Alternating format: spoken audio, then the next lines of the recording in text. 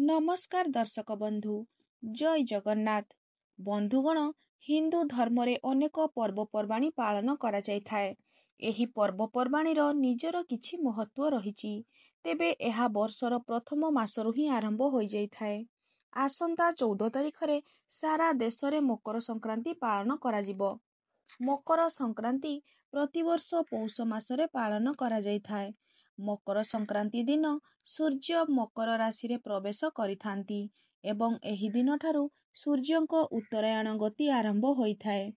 ଏହି ପର୍ବଟି ସାରା ଭାରତ ବର୍ଷରେ ଅଲଗା ଅଲଗା ନାମରେ ପାଳନ କରାଯାଇଥାଏ। ଏହି ଦିନଠାରୁ ସମସ୍ତ ଶୁଭ କାର୍ଯ୍ୟ ଆରମ୍ଭ ହୋଇଥାଏ, ଯଥା ବିବାହ, ବ୍ରତଘର, ଗୃହ ପ୍ରବେଶ, ଘର ପ୍ରତିଷ୍ଠା ଇତ୍ୟାଦି। ମକର ସଂକ୍ରାନ୍ତି ଦିନ ମୁଖ୍ୟତଃ ଘରେ ଘରେ ମକର ଚାଉଳ ପ୍ରସ୍ତୁତ ହୋଇଥାଏ। ମକର ଚାଉଳ ପ୍ରସ୍ତୁତ କରି ଠାକୁରଙ୍କ ପାଖରେ ଭୋଗ ଲଗାଯାଇଥାଏ। ଶ୍ରୀମନ୍ଦିରରେ ପ୍ରଭୁ ଜଗନ୍ନାଥଙ୍କ ପାଖରେ ମଧ୍ୟ ମକର ଚାଉଳ ଭୋଗ ଲାଗି ହୁଏ। ନୂତନ କରି ଅମଳ ହୋଇଥିବା ଧାନରୁ ଅରୁଆ ଚାଉଳରେ ମକର ଚାଉଳ ପ୍ରସ୍ତୁତ କରାଯାଇଥାଏ। ଏହି ଦିନ ଖେଚୁଡ଼ି ଭୋଗ ମଧ୍ୟ କରାଯାଏ। ପୂର୍ବପୁରୁଷମାନଙ୍କ ପାଇଁ ଘର ବାହାରେ ପ୍ରସାଦ ଭୋଗ ଦିଆଯାଇଥାଏ। ଏହି ଦିନ ବ୍ରାହ୍ମଣ ଭୋଜନ, ଗରିବ ଭିକାରୀମାନଙ୍କୁ ଦାନ କଲେ ପୁଣ୍ୟଫଳ ପ୍ରାପ୍ତ ହୋଇଥାଏ। ଏହି ଦିନ ଗୁଡ଼ି ଉଡ଼ାଇବା ଏକ ପାରମ୍ପରିକ ପ୍ରଥା ରହିଛି। ପିଲାମାନେ ଏହି ଦିନ ଗୁଡ଼ି ଉଡ଼ାଇ ଆନନ୍ଦ ଉତ୍ସାହରେ କଟାଇଥାନ୍ତି। ତେବେ ବନ୍ଧୁଗଣ, ଏହି ଦିନ ଜ୍ୟୋତିଷ ଶାସ୍ତ୍ର ଅନୁସାରେ ସୂର୍ଯ୍ୟଦେବ ସକାଳ 8:44 ଧନୁ ରାଶିକୁ ଛାଡ଼ି ମକର ରାଶିରେ ଆସି ପ୍ରବେଶ କରିବେ। କୁହାଯାଏ ଯେ ମକର ସଂକ୍ରାନ୍ତି ଦିନ ଗଙ୍ଗାମାତା ପୃଥିବୀକୁ ଅବସ୍ଥାନ କରିଥାନ୍ତି। ସେଥିପାଇଁ ସେହି ଦିନ ଗଙ୍ଗାରେ ସ୍ନାନ କରିବା ଶୁଭ ବୋଲି କୁହାଯାଇଥାଏ।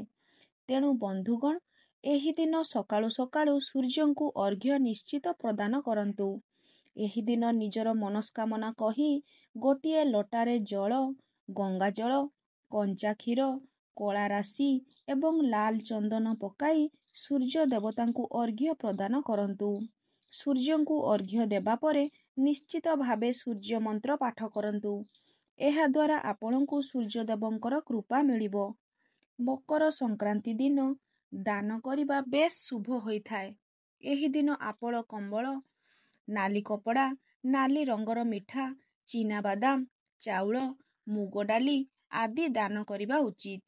ଏହାଦ୍ୱାରା ଆପଣଙ୍କର ଆର୍ଥିକ ସ୍ଥିତି ସର୍ବଦା ଭଲ ରହିବା ସହିତ ଆପଣଙ୍କ ଉପରେ ମା ଲକ୍ଷ୍ମୀଙ୍କର କୃପା ନିଶ୍ଚିତ ମିଳିବ।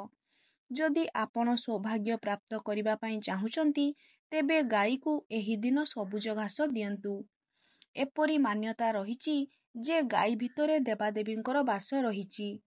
ତେବେ ବନ୍ଧୁଗଣ, ଜ୍ୟୋତିଷ ଶାସ୍ତ୍ର ଓ ହିନ୍ଦୁ ପଞ୍ଚାଙ୍ଗ ଅନୁସାରେ ଚଳିତ ବର୍ଷ ମକର ସଂକ୍ରାନ୍ତି ଠାରୁ ଏହି 5ଟି ରାଶିଙ୍କର ଭାଗ୍ୟ ଚମକିବାକୁ ଯାଉଛି, ଯାହାଫଳରେ 5ଟି ରାଶିର ଭାଗ୍ୟରେ ବଡ଼ ପରିବର୍ତ୍ତନ ହେବାକୁ ଯାଉଛି। ତେବେ ଚାଲନ୍ତୁ ଜାଣିବା ଏହି ରାଶିମାନଙ୍କ ବିଷୟରେ। ପ୍ରଥମ ଭାଗ୍ୟଶାଳୀ ରାଶିଟି ହେଉଛି ମେଷ ରାଶି। ସଂକ୍ରାନ୍ତି ପରଠାରୁ ମେଷ ରାଶିଙ୍କର ଭାଗ୍ୟରେ ବଡ଼ ପରିବର୍ତ୍ତନ ହେବାକୁ ଯାଉଛି। ବିବାହ ଯୋଗ ବନୁଅଛି। ଦାମ୍ପତ୍ୟ ଜୀବନ ସୁଖମୟ ହେବ। ସନ୍ତାନ ସୁଖ ପ୍ରାପ୍ତ ହେବାକୁ ଯାଉଛି। ପରିବାରରେ କିଛି ନୂଆ ଜିନିଷ କ୍ରୟ କରିବେ। ବିଶ୍ୱସ୍ତ ଜୀବନସାଥୀ ମିଳିପାରନ୍ତି। ଯେଉଁମାନେ ବେରୋଜଗାର ଅଛନ୍ତି, ସେମାନଙ୍କୁ ନୂତନ ଚାକିରି ପାଇବାର ସମ୍ଭାବନା ବନୁଅଛି।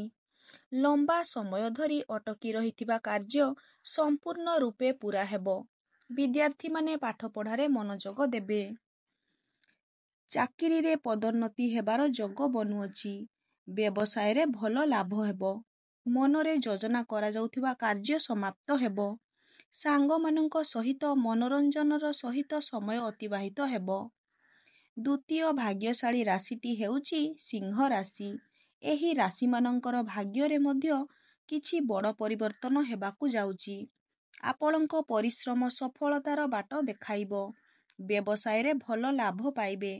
ଦାମ୍ପତ୍ୟ ଜୀବନରେ ଶୁଭ ସମାଚାର ପାଇବେ। ସନ୍ତାନ ଯୋଗ ମଧ୍ୟ ରହିଛି। ବେପାର ବାଣିଜ୍ୟରେ ଭଲ ଲାଭ ପାଇବେ। ସରକାରୀ ଚାକିରି ପାଇବାର ସମ୍ଭାବନା ରହୁଛି।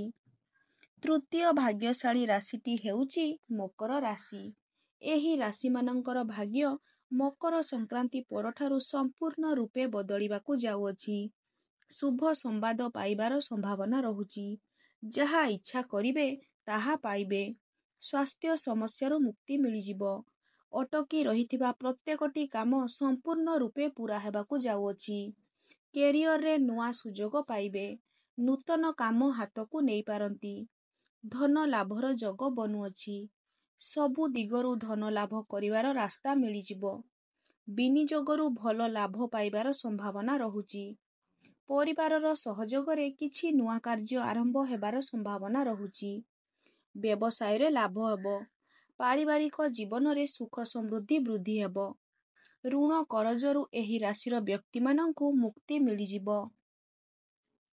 ଚତୁର୍ଥ ଭାଗ୍ୟଶାଳୀ ରାଶିଟି ହେଉଛି ବିଛା ରାଶି।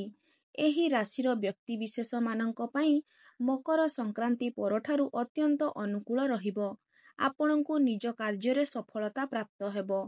ଧର୍ମ ଆଧ୍ୟାତ୍ମିକତାରେ ଆପଣଙ୍କର ରୁଚି ବଢ଼ିବ। ଆପଣଙ୍କର ସାହସ ଏବଂ ପରାକ୍ରମ ବୃଦ୍ଧି ପାଇବ। ବିଦେଶରେ ଚାକିରି କରିବାର ଯୋଗ ମଧ୍ୟ ବନୁଅଛି। ଚାକିରି କ୍ଷେତ୍ରରେ ପଦୋନ୍ନତି କିମ୍ବା ବେତନ ବୃଦ୍ଧି ହୋଇପାରେ। ପାରିବାରିକ ଜୀବନ ସୁଖମୟ ହେବ।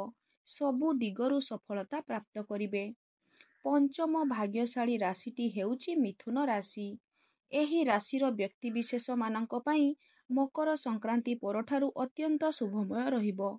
ସୂର୍ଯ୍ୟ ମକର ରାଶିରେ ପ୍ରବେଶ କରିବା ମାତ୍ରେ ହିଁ ଆପଣଙ୍କ ଜୀବନରେ ବଡ଼ ପରିବର୍ତ୍ତନ ଦେଖାଦେବ। ମିଥୁନ ରାଶିର ବ୍ୟକ୍ତିବିଶେଷଙ୍କୁ 14 ଜାନୁଆରୀ ପରେ ପରେ ସମସ୍ତ କ୍ଷେତ୍ରରେ ସଫଳତା ପ୍ରାପ୍ତ କରିବେ। ଶତ୍ରୁ ଭୟ ଆପଣଙ୍କର ଦୂର ହୋଇଯିବ।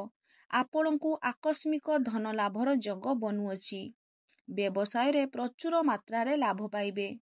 ତେବେ ଦର୍ଶକ ବନ୍ଧୁ, ଏହା ଥିଲା ସେହି 5ଗୋଟି ରାଶି ଯେଉଁମାନଙ୍କର ଭାଗ୍ୟ ଏହି ମକର ସଂକ୍ରାନ୍ତି ଠାରୁ ସୁନା ଭଳି ଚମକିବାକୁ ଯାଉଛି। ଯଦି ଆପଣମାନଙ୍କୁ ଆମ ଭିଡ଼ିଓଟି ଭଲ ଲାଗିଥାଏ ତେବେ ଭିଡ଼ିଓକୁ ଲାଇକ୍ କରି ଚ୍ୟାନେଲଟିକୁ ସବସ୍କ୍ରାଇବ୍ କରିଦେବେ। ଧନ୍ୟବାଦ।